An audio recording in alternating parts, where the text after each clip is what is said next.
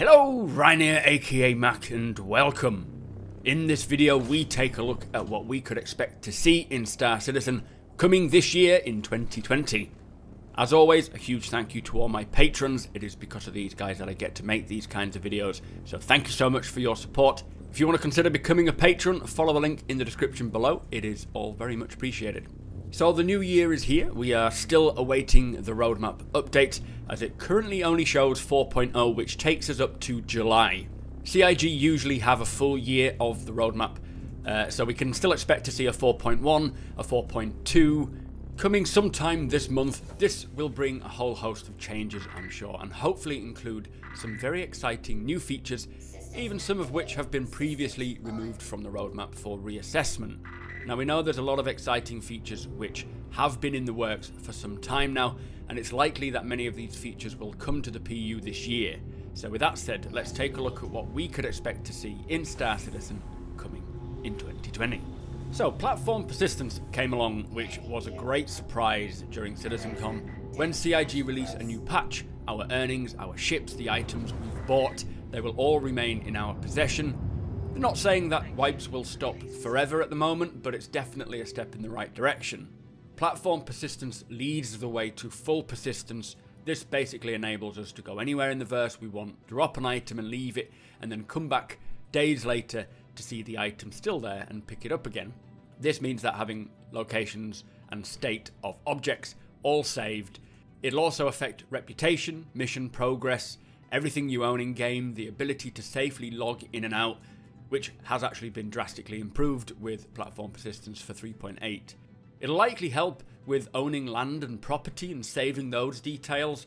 It's something that every game needs and pretty much has, so when Star Citizen gets it, it'll be a big triumph, as it is quite a necessity. So server-side OCS was also introduced to 3.0. Like persistence, this isn't complete. There is still a lot of work left to be done, but more importantly is the updates to allow the server and client to communicate between each other properly.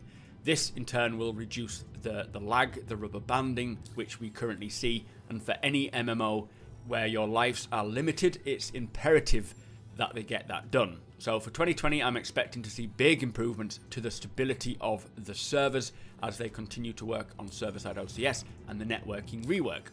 Now, we know that it's highly unlikely that server meshing will come in 2020. Chris Roberts did say there's a chance, but he's not expecting it. But the first iteration of SOCs, or server-side OCS, in 3.8, Chris did actually mention that they will now try to increase the player count and just sort of see how far they can increase the count for the near term without the servers getting too bogged down. Server meshing is obviously required for the longer term of having everyone being on the same server, but they have actually started increasing the player count now. The PTU has just opened up with servers of 60 players rather than 50, so they've increased it by 10. And it may not seem like a lot, but if all goes well and it remains stable, then they will likely increase it by another 10 and another 10 and just keep going until they start seeing the issues. Now, this is really exciting, and I'm very intrigued to see how far they can push it. If we could get to 100 players, I think that would be outstanding for the moment. Anything beyond that would be even better, but even 60 is, again, a step in the right direction.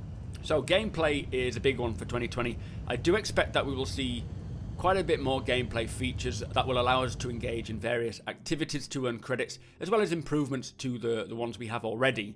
Starting with prisons, we heard how these will be more like a game in itself. Serving time is not going to be just sitting around waiting for time to pass. You will need to partake in activities in order to survive or get an earlier release.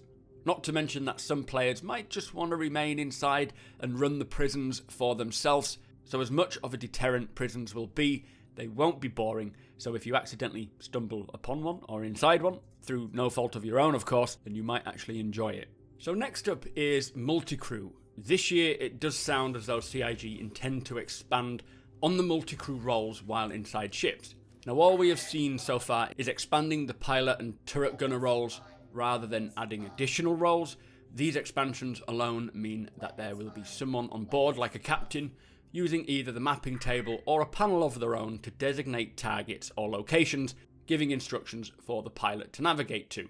Now, although it would be cool to see new dedicated bridge or ship stations added, of which will likely come this year as well, I hope, This ability to command the ship and provide instructions for the pilot will bring more immersion and teamwork into any multi-crew ship. I'd love to see a specific station like maybe weapon or power management, radar operator and targeting, navigation or communication between crew on board, ships in the vicinity and ships or members of your organ fleet, and eventually things like engineering, but obviously engineering will require quite a bit more in terms of mechanics, which we will speak about soon. Now also, we may see some ship privileges like limiting access to crew members to specific areas of the ship based on role and rank. This will mean the ability to lock and hack doors, which I'm expecting to see this year thanks to the new building block tech. We have got the Argo Mole now, which is probably the first fully multi-crewable ship.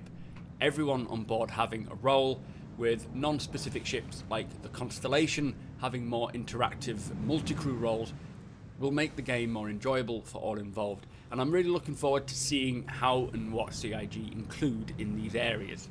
So with Tony Zurevek's panel at this year's CitizenCon, I'm expecting his dynamic universe system to finally come to fruition and get implemented. This would be a huge win for the game and really change the economy drastically, affecting trade and so many other areas of the game. Currently the economy is kind of faked and prices and supply and demand is quite rudimentary. Tony Z's Quanta changes all of this, meaning every item, every ship, every weapon, pretty much everything requires materials to create, and thus creating the need for traders. Also, using the AI to solidify the economy backbone, this will create an in-depth system which will have actual missions for players and AI to haul goods. Those hauling the goods could get attacked en route by pirates, so there will be missions to protect, and so on. I am yet to talk about Tony Z's panel, which I will get to as soon as I can, as I'm hopeful it'll be present this year.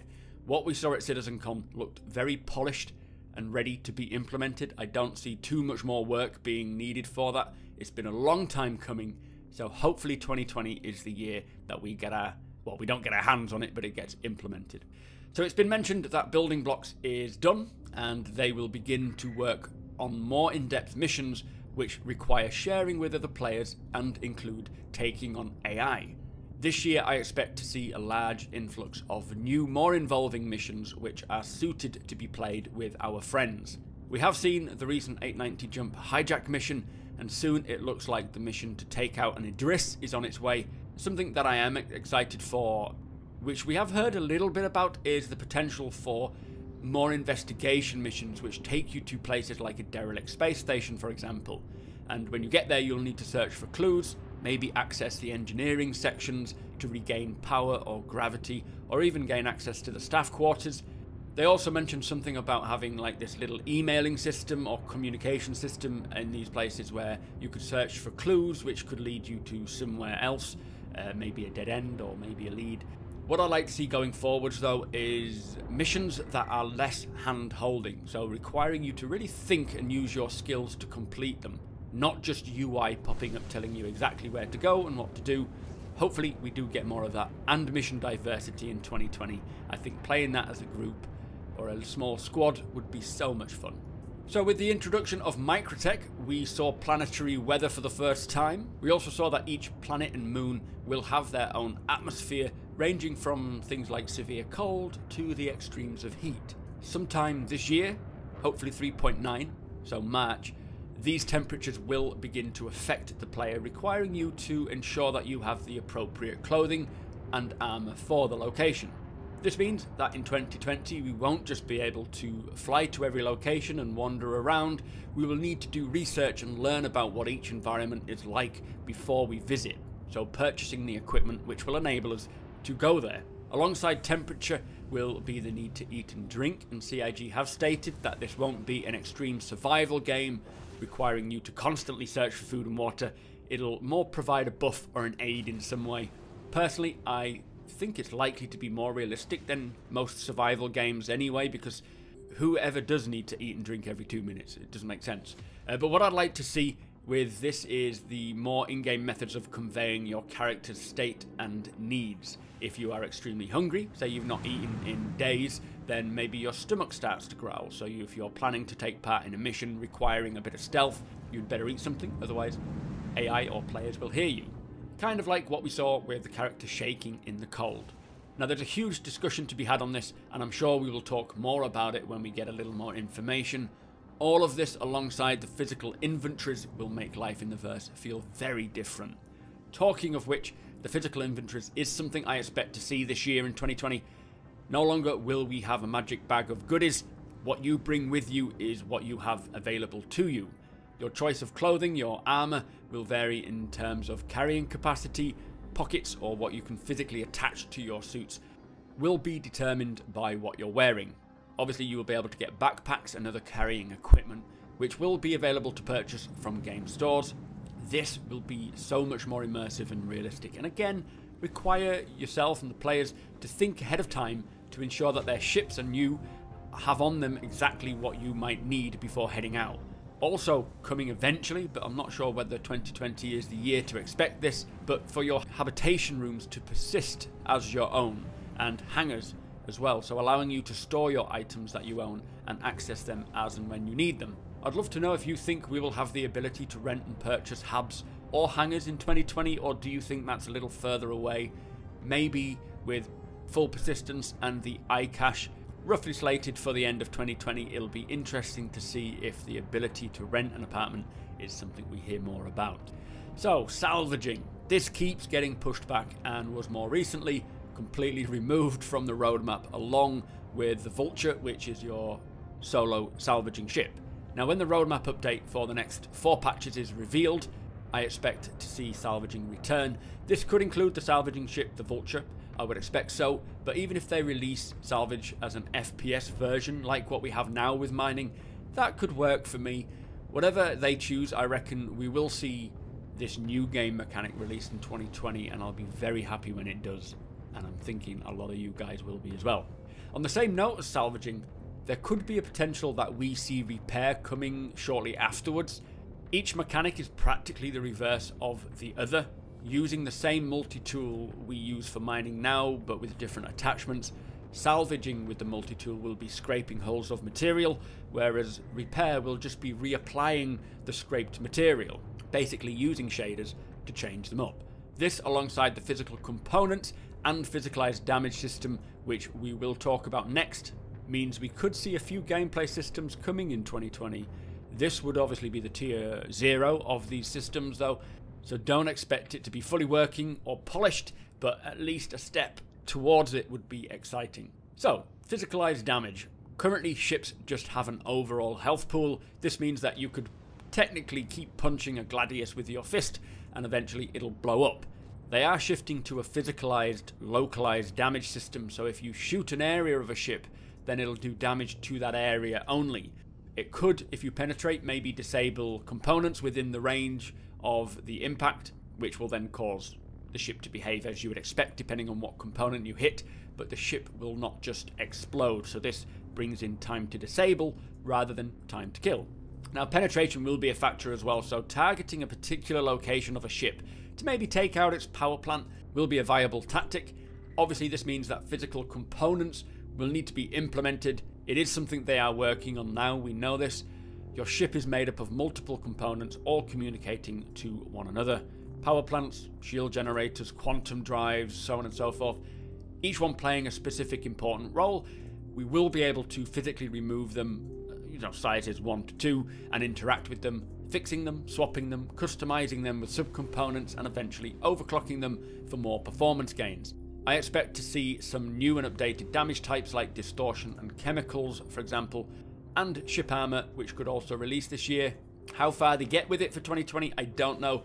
I don't expect to see overclocking for a while, but subcomponents, interacting with components, those sort of things should come along. Something else I'd like to see rolling out in 2020, but I'm not sure if it will, is ship modularity for the Caterpillar, the Retaliator, soon the Carrack when that does get released. Ships with the option to swap out their interiors for select roles would be very exciting if they can get that in for this year.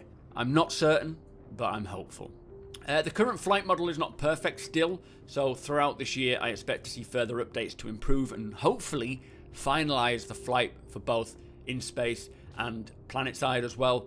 What this will involve, I'm not sure, but it does sound like it's an ongoing process, so fingers crossed it does get finished. I expect sometime in 2020 we might be introduced to the Pyro system.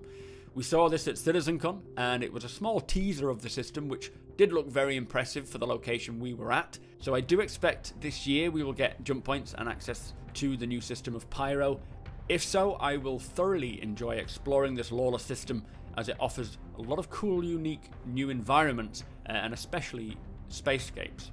Now, something I'm very excited to get my hands on is Theatres of War. Now, this is a new game mode coming to Star Marine. It is an objective-based combined arms game mode, similar to Battlefield's Rush mode. Now, this is exciting for me, as it gives us an area to practice our FPS and teamwork in a safe environment, free from the persistent universe bugs. Not that it won't have its own bugs, I'm sure, but also a great platform to balance all the armors, the weapons, the vehicles of the game, not to mention other game modes which could come out as well. Personally, I would love a more Battlefield Conquest style mode of holding points, but I'll settle for this, it looks cool. I have a video in the works regarding Theatres of War and why it's important, so if you are excited to see this game mode, keep your eyes peeled and hit the sub button and notification bell so you don't miss out. Now, finally, for 2020, I expect that we will get a few updates and improvements to the AI of the game. AI is not only vital for the PU, but also for Squadron 42, and with Squadron being such a huge driving force of what we see in the persistent universe, AI is something I'd expect to see updated a lot this year. Now, we know that AI on the Squadron's roadmap is a big focus, so any updates there should trickle across to the PU later on as well. Flight abilities, FPS abilities, logic, pathfinding, awareness, navigation and interactions, as well as many other things, should hopefully start trickling into the PU. So sooner or later, hopefully 2020 sooner than later, we should start seeing better AI for NPCs, which means more involving missions, as well as the precursor to hiring an NPC crew. Anyway, those are my expectations for what we are likely to see come to the PU in 2020. Obviously, none of this is set in stone and priorities do shift, but I'm confident most of this will make it in. Hopefully we get an updated roadmap as soon as possible, as I'm dying to see what CIG have intended to bring us this year. I'm sure there will be some very exciting features that we don't know about, but also likely a few disappointments. But with that said, let me know what you expect to see and what you would love to see this year in Star Citizen. Be sure to hit that subscribe button for more Star Citizen content, and if you did enjoy this video and you love the Carrack, hit that like button.